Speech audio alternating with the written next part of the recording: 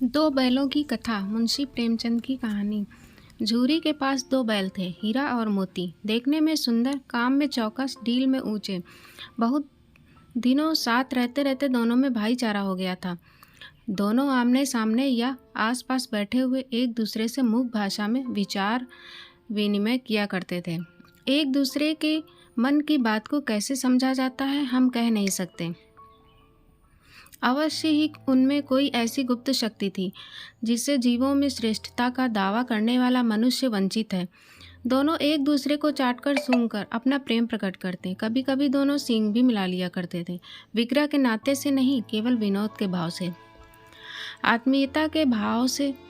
जैसे दोनों में घनिष्ठता होते ही धौल धप्पा होने लगता है, इसके बिना दोस्ती कुछ फुसफुसी, कुछ हल्की सी रहती है, फिर ज़्यादा विश्वास नहीं किया जा सकता। जिस वक्त ये दोनों बैल हल या गाड़ी में जोत दिए जाते और गर्दन हिला हिलाकर चलते, उस समय हर एक की चेष्टा होती कि ज़्यादा से ज़्यादा बोझ मेरी ही गर्दन पर रहे। दिन भर के बाद दोपहर या संध्या को दोनों खुलते तो एक दूसरे को चाट कर अपनी थकान मिटा लिया करते। नांद में खली भूसा पड़ जाने के बाद दोनों साथ उठते, साथ नांद में मुंह डालते और साथ ही बैठते थे। एक मुंह हटा लेता तो दूसरा भी हटा लेता था। संयोग की बात, झूरी ने एक बार गोई को ससुराल भेज दिया। बैलों को क्या मालूम वे कहाँ जा रहे हैं, समझे मालिक ने हमें बेच दिया। अपना यूँ बेचा जाना उन्हें अच्छा लगा या बुरा, कौन जाने, पर झूरी के साले गया को घर तक गोई ले जाने में दांतों पसीना आ गया। पीछे से हाँकता दोनों दाएं बाएं भागते, पगहिया पकड़कर आगे से खींचता तो दोनों पीछे की ओर जोर लगाते, मारता तो दोनों सींगे नीचे करके हंकारते। अगर ईश्वर ने उन्हें वाणी दी होती तो झूरी से पूछते, तुम हम गरीबों को क्यों निकाल रहे हो? हमने तो तुम्हारी सेवा करने में कोई कसर नहीं उठा रखी। अगर इतनी मेहनत से काम न चलता था तो और काम ले लेते। हमें तो तुम्हारी चाकरी में मर जाना कबूल था। हमने कभी दाने चारे की शिकायत नहीं की। तुमने तो कुछ खिलाया, वह सिर झुकाकर खा लिया। फिर तुमने हमें इस जालिम के हाथ क्यों बेच दिया?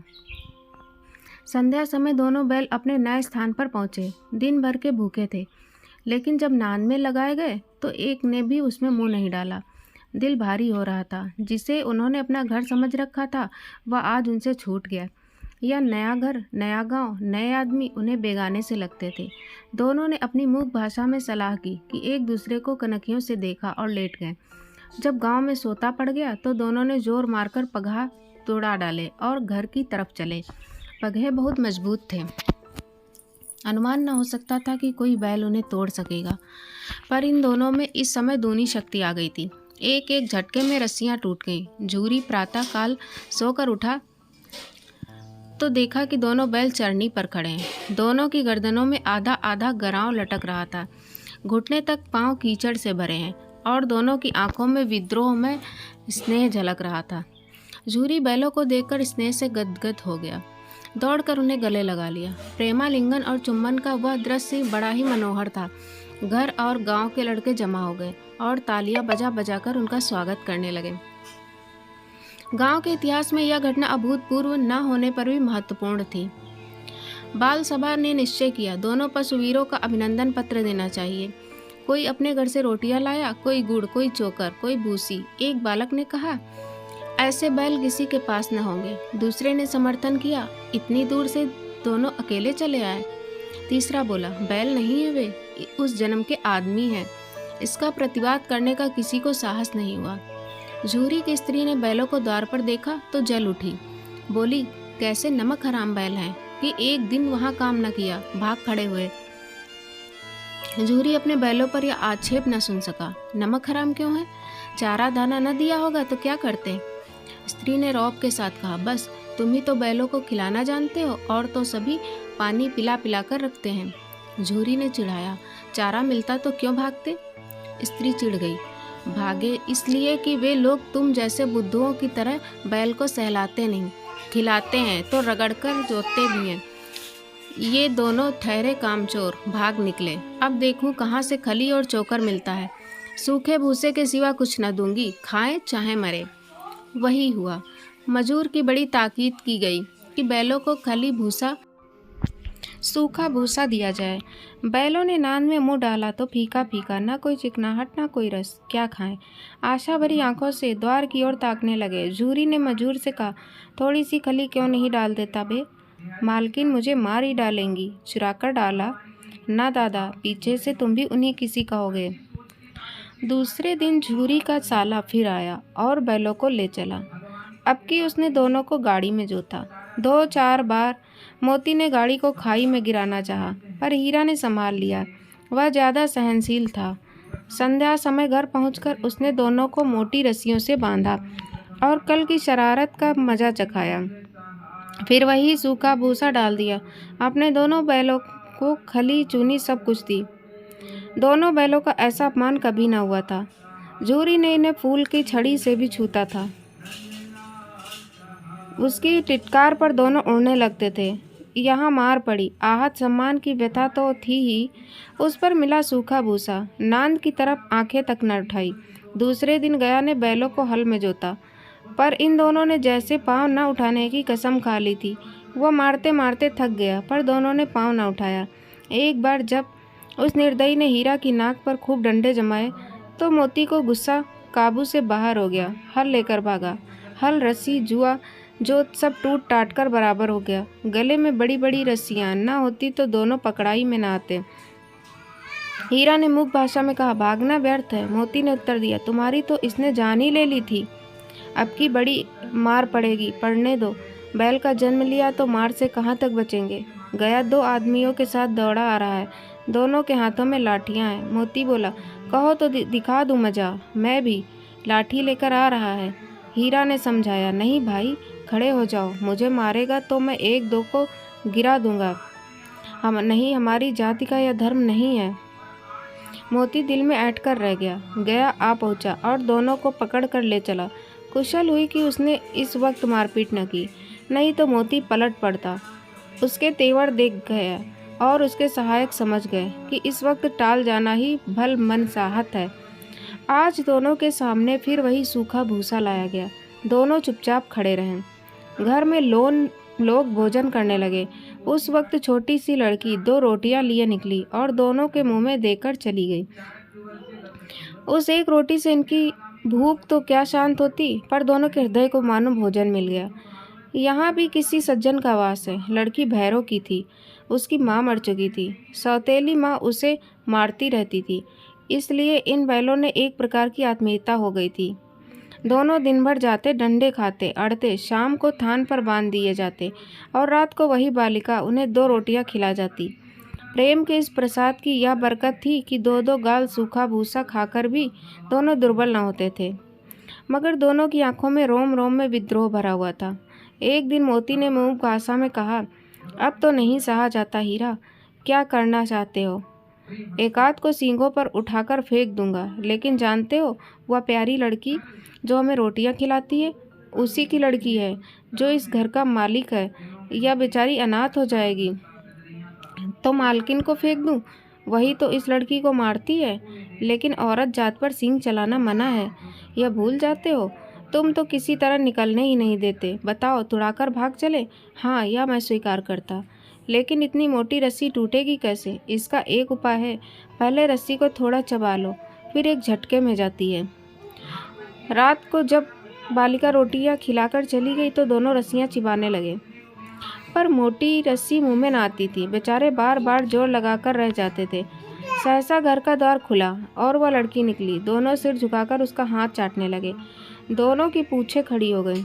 उसने उनके माथे सहलाए और बोली, खोल देती हूँ, चुपके से भाग जाओ, नहीं तो यह लोग मार डालेंगे। आज घर में सलाह हो रही है कि इनकी नाकों में नाथ डाल दी जाए। उसने खराव खोल दिया, पर दोनों चुप खड़े रहे। मोती ने अपनी भाषा में पूछा, अब चलते क्यों नहीं? हीरा ने कहा, चले तो, लेकिन कल इस अनाथ पर आफत आएगी। सब इसी पर संदेह करेंगे। सहसा बालिका चिल्लाई, दोनों फूफा वाले बैल भागे जा रहे हैं।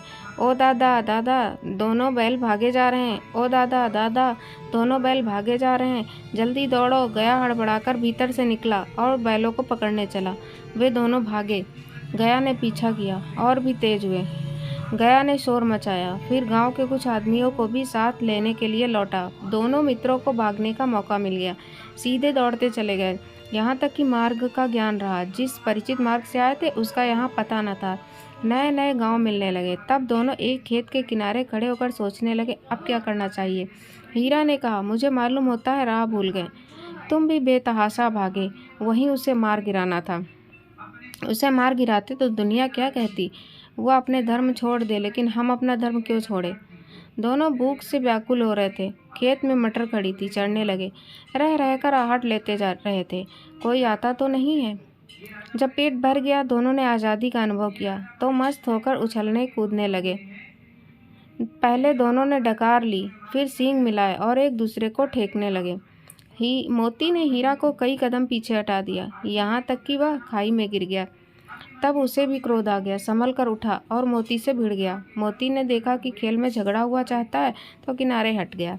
अरे यह क्या, कोई सांड डौंकता चला आ रहा है। हाँ, सांड ही है। वह सामने आ पहुंचा। दोनों मित्र बगले झाँक रहे थे। सांड पूरा हाथी था। उससे भिड़ना जान से हाथ धोना है, लेकिन न भिड़ने पर भी जान बचती नजर नहीं आती। इन्हीं की तरफ आ भी रहा है। कितनी भयंकर सूरत है। मोती ने मुंह भाषा में कहा, बुरे फंसे, जान बचेगी। कोई उपाय सोचो, हीरा ने चिंतित स्वर में कहा। अपने घमंड में फूला हुआ है, आरजू विनती ना सुनेगा। भाग क्यों न चले। भागना कायरता है तो फिर यहीं मरो। बंदा तो 9-2-11 होता है, और जो दौड़ाए तो फिर कोई उपाय सोच जल्द। उपाय यह है कि उस पर दोनों जने एक साथ चोट करें। मैं आगे से रगेड़ता हूँ, तुम पीछे से रगेदो। दोहरी मार पड़ेगी तो भाग खड़ा होगा। मेरी ओर झपटे, तुम बगल से उसके पेट में सींग घुसेड़ देना। जान जोखिम है, पर दूसरा उपाय नहीं है। दोनों मित्र जान हथेली पर लेकर लपके। सांड को भी संगठित शत्रुओं से लड़ने का तजुर्बा न था। वह तो एक शत्रु से मल्लयुद्ध करने का आदी था। जो ही हीरा पर झपटा, मोती ने पीछे से दौड़ाया। सांड उसकी तरफ मुड़ा तो हीरा ने रगेदा। सांड चाहता था कि एक एक करके दोनों को गिरा ले, पर ये दोनों भी उस्ताद थे, उसे वह अवसर न देते थे। एक बार सांड झल्लाकर हीरा का अंत कर देने के लिए चला कि मोती ने बगल आकर उसके पेट में सींग भोंक दी। सांड क्रोध में आकर पीछे फिरा तो हीरा ने दूसरे पहलू में सींगे चुभो दिया। आखिर बेचारा जख्मी होकर भागा और दोनों मित्रों ने दूर तक उसका पीछा किया, यहाँ तक कि सांड बेदम होकर गिर पड़ा। तब दोनों ने उसे छोड़ दिया। दोनों मित्र जीत के नशे में झूमते चले जाते थे। मोती ने सांकेतिक भाषा में कहा, मेरा जी चाहता था कि बच्चा को मार ही डालूं। हीरा ने तिरस्कार कहा, गिरे हुए बैरी पर सींग न चलाना चाहिए, यह सब ढोंग है। बैरी को ऐसा मारना चाहिए कि फिर ना उठे। अब घर कैसे पहुंचोगे वह सोचो, पहले कुछ खा लें तो सोचे। सामने मटर का खेत था ही, मोती उसमें घुस गया। हीरा मना करता रहा, पर उसने एक न सुनी। अभी 2 ही 4 ग्रास खाए थे कि आदमी लाठियां लिए दौड़ पड़े और दोनों मित्र को घेर लिया। हीरा तो मेड़ पर था, निकल गया। मोती सींचे हुए खेत में था, उसके खुर की कीचड़ में ढसने लगे। न भाग सका, पकड़ लिया। हीरा ने देखा संगी संकट में है तो लौट पड़ा। फंसेंगे तो दोनों फंसेंगे। रखवालों ने उसे भी पकड़ लिया। प्रातःकाल दोनों मित्र कांजी हाउस में बंद कर दिए गए। दोनों मित्रों को जीवन में पहली बार ऐसा साबित पड़ा था कि सारा दिन बीत गया और खाने को एक तिनका भी ना मिला। समझ में न आता था यह कैसा स्वामी है। इससे तो गया फिर भी अच्छा था। यहाँ कई भैंसें थी, कई बकरियाँ, कई घोड़े, कई गधे, पर किसी के सामने चारा न था। सब जमीन पर मुर्दों की तरह पड़े थे। कई तो इतने कमज़ोर हो गए थे कि खड़े भी न हो सकते थे। सारा दिन मित्र फाटक की ओर टकटकी लगाए रहते, पर कोई चारा न लेकर आता दिखाई दिया। तब दोनों ने दीवार की नमकीन मिट्टी चाटनी शुरू की, पर इससे क्या तृप्ति होती। रात को भी जब कुछ भोजन न मिला तो हीरा के दिल में विद्रोह की ज्वाला दहक उठी। मोती ने कहा, अब नहीं रहा जाता मोती। मोती ने सिर लटकाए हुए जवाब दिया, मुझे तो मालूम होता है कि प्राण निकल रहे हैं। आओ दीवार तोड़ डालें। मुझसे तो अब कुछ नहीं होगा। बस इसी बूथ पर अकड़ते थे, सारी अकड़ निकल गई। बाड़े की दीवार कच्ची थी, हीरा तो था ही मजबूत। अपने नुकीले सींग दीवार में गिरा दिए और जोर मारा तो मिट्टी का एक चिपड़ निकल आया। फिर तो उसका साहस बढ़ा। उसने दौड़ दौड़कर दीवार पर चोटें की और हर चोट में थोड़ी थोड़ी मिट्टी गिराने लगा। उसी समय कांजी हाउस का चौकीदार लालटेन लेकर जानवरों की हाजिरी लेने आ गया। हीरा का उद्दंडपन देकर उसे कई डंडे रसीद किए और मोटी सी रस्सी से बांध दिया। मोती ने पड़े पड़े कहा, आखिर मार खाई, क्या मिला? अपने बूते भर जोर तो मार दिया। ऐसा जोर मारना किस काम का कि और बंधन में पड़ गए। जोर तो मारता ही जाऊंगा, चाहे कितने ही बंधन पड़ते जाएं। जान से हाथ धोना पड़ेगा, कुछ परवाह नहीं, यूं भी तो मरना ही है। सोचो, दीवार खुद जाती तो कितनी जानें बच जाती। इतने भाई यहाँ बंद है, किसी की देह में जान नहीं है। 2-4 दिन यही हाल रहा तो मर जाएंगे। हाँ, यह बात तो है। अच्छा तो ला, फिर मैं भी जोर लगाता हूँ। मोती ने भी दीवार में सींग मारा। थोड़ी सी मिट्टी गिरी और फिर हिम्मत बढ़ी। फिर तो वह दीवार में सींग लगातार इस तरह जोर करने लगा मानो किसी प्रतिद्वंदी से लड़ रहा है। आखिर कोई 2 घंटे की जोर आजमाइश के बाद दीवार ऊपर से लगभग 1 हाथ गिर गई। उसने दूनी शक्ति से दूसरा धक्का मारा तो आधी दीवार गिर पड़ी। दीवार का गिरना था कि अधमरे से पड़े हुए सभी जानवर चेत उठे। तीनों घोड़ियां सरपट भाग निकली, फिर बकरियां निकली, उसके बाद भैंस भी खसक गई, पर गधे अभी तक ज्यों के त्यों खड़े थे। हीरा ने पूछा, तुम दोनों क्यों नहीं भाग जाते? एक गधे ने कहा, जो कहीं फिर पकड़ लिए जाएं तो क्या हर्ज है। अभी तो भागने का अवसर है, हमें तो डर लगता है, हम यहीं पड़े रहेंगे। आधी रात से ऊपर जा चुकी थी। दोनों गधे अभी तक खड़े सोच रहे थे कि भागें या ना भागें, और मोती अपने मित्र की रस्सी तोड़ने में लगा हुआ था। जब वह हार गया तो हीरा ने कहा, तुम जाओ, मुझे यहीं पड़ा रहने दो, शायद कहीं भेंट हो जाए। मोती ने आंखों में आंसू लाकर कहा, तुम मुझे इतना स्वार्थी समझते हो? हीरा, हम और तुम इतने दिनों एक साथ रहे हैं, आज तुम विपत्ति में पड़ गए हो तो मैं तुम्हें छोड़कर अलग हो जाऊं? हीरा ने कहा, बहुत मार पड़ेगी, लोग समझ जाएंगे यह तुम्हारी शरारत है। मोती ने गर्व से बोला, जिस अपराध के लिए तुम्हारे गले में बंधना पड़ा उसके लिए अगर मुझे मार पड़े तो क्या चिंता। इतना तो हो ही गया कि 9-10 प्राणियों की जान बच गई, वे सब तो आशीर्वाद देंगे। यह कहते हुए मोती ने दोनों गधों को सींगों से मार मार कर बाड़े से बाहर निकाला और तब अपने बंधु के पास आकर सो रहा। भोर होते ही मुंशी और चौकीदार तथा अन्य कर्मचारियों में कैसी खलबली मची, इसके लिखने की जरूरत नहीं। बस इतना ही काफ़ी है कि मोती की खूब मरम्मत हुई और उसे भी मोटी रस्सी से बांध दिया गया। 1 सप्ताह तक दोनों मित्र वहां बंधे पड़े रहे। किसी ने चारे का एक तृण भी न डाला। हाँ, एक बार पानी दिखा दिया जाता था, यही उनका आधार था। दोनों इतने दुर्बल हो गए थे कि उठा तक नहीं जाता था। ठठरियाँ निकल आई थी।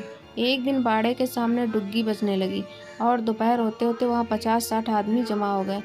तब दोनों मित्र निकाले गए और लोग आकर उनकी सूरत देखते और मन फीका करके चले जाते। ऐसे मृतक बैलों का कौन खरीदार होता। सहसा एक दढ़ियल आदमी, जिसकी आंखें लाल थीं और मुद्रा अत्यंत कठोर, आया और दोनों मित्रों के कूल्हों में उंगली देकर मुंशी जी से बातें करने लगा। चेहरा देखकर अंतर्ज्ञान से दोनों मित्रों का दिल कांप उठे। यह क्यों है और क्यों टटोल रहा है, इस विषय में उन्हें कोई संदेह न हुआ। दोनों ने एक दूसरे को भीत नेत्रों से देखा और सिर झुका लिया। हीरा ने कहा, गया के घर से नाहक भागे, अब तो जान न बचेगी। मोती ने अश्रद्धा के भाव से उत्तर दिया, कहते हैं भगवान सबके ऊपर दया करते, उन्हें हमारे ऊपर दया क्यों नहीं आती। भगवान के लिए हमारा जीना मरना दोनों बराबर है। चलो, अच्छा ही है, कुछ दिन उसके पास तो रहेंगे। एक बार उस भगवान ने उस लड़की के रूप में हमें बचाया था, क्या अब न बचाएंगे?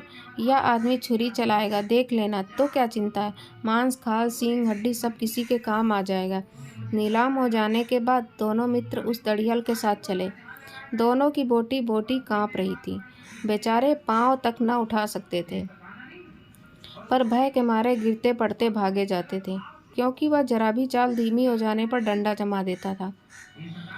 राह में गाय बैलों का एक रेवड़ हरे भरे हार में चरता नजर आया। सभी जानवर प्रसन्न थे, चिकने चपल, कोई उछलता था, कोई आनंद से बैठा पागुर करता था। कितना सुखी जीवन था इनका, पर कितने स्वार्थी हैं सब। किसी को चिंता नहीं थी कि उनके 2 भाई बादिक के हाथ पड़े कैसे दुखी हैं। सहसा दोनों को ऐसा मालूम हुआ कि परिचित रहा है। हाँ, इसी रास्ते से गया उन्हें ले गया था। वही खेत, वही बाग, वही गांव मिलने लगे। प्रतिक्षण उनकी चाल तेज होने लगी। सारी थकान, सारी दुर्बलता गायब हो गई। आह, यह लो, अपना ही हार आ गया। इसी कुएं पर हम पुर चलाने आया करते थे। यही कुआं है, मोती ने कहा। हमारा घर नज़दीक आ गया। हीरा बोला, भगवान की दया है, मैं तो अब घर भागता हूँ। यह जाने देगा? इसे मैं मार गिराता हूँ। नहीं नहीं, दौड़ कर थान पर चलो, वहाँ से आगे हम न जाएंगे। दोनों उन्मत्त होकर बछड़ों की बात कुलेले भरते हुए घर की ओर दौड़े। वह हमारा थान है। दोनों दौड़कर अपने थान पर आए और खड़े हो गए। दड़ियल भी पीछे पीछे दौड़ा चला आता था। झूरी द्वार पर बैठा धूप खा रहा था। बैलों को देखते ही दौड़ा और उन्हें बारी बारी से गले लगाने लगा। मित्रों की आंखों से आनंद के आंसू बहने लगे। एक झूरी का हाथ चाट रहा था। दड़ियल ने जाकर बैलों की रस्सियां पकड़ ली। झूरी ने कहा, मेरे बैल हैं। तुम्हारे बैल कैसे हैं? मैं मवेशी खाने से नीलाम लिए आता हूँ। मैं तो समझता हूँ चुराए लिए जाते हो। चुपके से चले जाओ, मेरे बैल हैं। मैं बेचूंगा तो बिकेंगे। किसी को मेरे बैल नीलाम करने का क्या अख्तियार है? जाकर थाने में रपट कर दूंगा। मेरे बैल हैं, इसका सबूत यह है कि मेरे द्वार पर खड़े हैं। दड़ियल झल्लाकर बैलों को जबरदस्ती पकड़ ले जाने के लिए बढ़ा। उसी वक्त मोती ने सींग चलाया। दड़ियल पीछे हटा। मोती ने पीछा किया। दड़ियल भागा। मोती पीछे दौड़ा। गांव के बाहर निकल जाने पर वह रुका। पर खड़ा दड़ियल का रास्ता वह देख रहा था। दड़ियल दूर खड़ा धमकियां दे रहा था, गालियां निकाल रहा था, पत्थर फेंक रहा था और मोती विजयी शूर की भांति उसका रास्ता रोके खड़ा था। गांव के लोग यह तमाशा देखते थे और हंसते थे। जब दड़ियल हारकर चला गया तो मोती अकड़ता हुआ लौटा। हीरा ने कहा, मैं तो डर गया था कि कहीं तुम गुस्से में आकर मार न बैठो। अब ना आएगा। आएगा तो दूर से ही पकड़ लूँगा। देखूं कैसे ले जाता है जो गोली मरवा दे। मर जाऊंगा पर उसके काम ना होगा। हमारी जान कोई जान ही नहीं समझता, इसीलिए कि हम इतने सीधे हैं। जरा देर में नांदों में खली, भूसा, चोकर और दाना भर दिया गया और दोनों मित्र खाने लगे। झूरी खड़ा दोनों को सहला रहा था। वह उनसे लिपट गया। झूरी की पत्नी भी भीतर से दौड़ी दौड़ी आई। उसने आकर दोनों बैलों के माथे चूम लिए। आशा करती हूँ दोस्तों कि आपको ये कहानी पसंद आई होगी। कृपया चैनल को सब्सक्राइब करना ना भूलें। जय हिंद।